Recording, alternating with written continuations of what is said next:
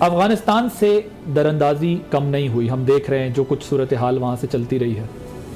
اگر صوبے کے وزیر اعلیٰ فائنلی اس نتیجے پہ پہنچ گئے تو کیا ہو؟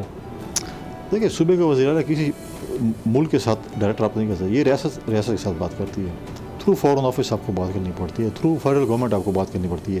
ایسے نہیں کہ آپ منہ پکڑ کے چلے جائیں گے. تو وہ ایسا کیوں کہہ رہے ہیں؟ کیا بات کریں گے؟ پہلے بات کر کے آئے نہیں تھے؟ کتنے لوگوں کو لے کے یہاں پر بات کیا تھا؟ یہ وہی لوگ ہیں جو کہا تھا یہ پرامن ہوں گے، آج انہوں نے ہتھیار اٹھا لیے ہیں. یہی تھے نا. ان کا ایک جو ہے جس کو بھی ڈسون کرتے ہیں، ان کا جو گاڈ فادر تھا جو کہ سرینا میں کھڑا ہو کے چائے کی پیالی جو مشہور ہوئی سرینا کی، جنرل فیض. ہاں، کیا کر رہا تھا وہ؟ کون لے گیا تھا ان کو؟ آج ان لوگوں نے بندوقیں اٹھا لی ہیں، آج وہ ہتھیار اٹھا لیے اور کہتے ہیں میں جاؤں گا. تو یہ تو وہی ایکٹ کر رہے جیسے جنرل مبین ہے افغانستان کو اور علی امین ہے، تو کوئی فرق نظر نہیں تھا مجھے. تو یہ ایسا انہوں نے کیوں کہا ہے؟ اس سے کیا اچیو کرنا چاہتے ہیں؟ ایسی بڑا کوئی چیز نہیں. کیا اچیو کر سکتے ہیں؟ کس کیپیسٹی میں جائیں گے؟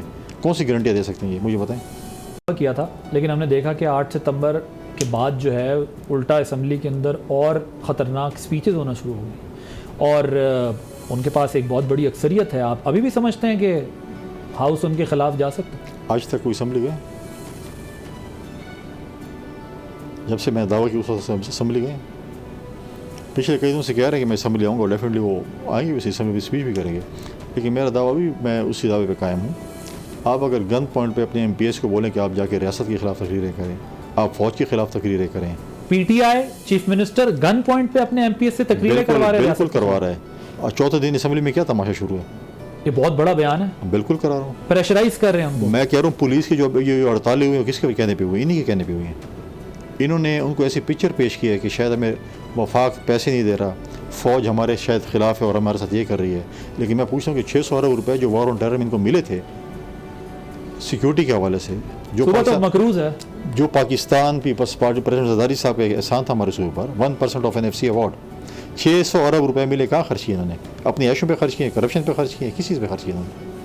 پولیس پہ تو خرچ نہیں کیا. تو کہتے ہیں ہمارے پاس PC بھی نہیں ہے، تنخواہیں بھی کم ہیں، اسلحہ بھی نہیں ہے، یہ بھی نہیں ہے، ہمارے پاس لیبس بھی نہیں ہیں، ہمارے پاس گیجٹس بھی نہیں ہیں. کس سے پریشرائز کرا کے وہ ایم پی ایس سے یہ بیانات دلوا رہے ہیں اسمبلی کے؟ عمران خان صاحب سے کہہ رہے ہیں، عمران خان کو کہہ رہے ہیں. CM جا رہے کہ جاؤ اجلاس شروع ہے اور جاؤ روزانہ جو ہے تقریریں کرو لگاتار. یہ پہلے تقریریں کیوں نہیں ہو رہی تھیں؟ یہ چیزیں، یہ تقریریں پہلے کیوں نہیں ہوئی؟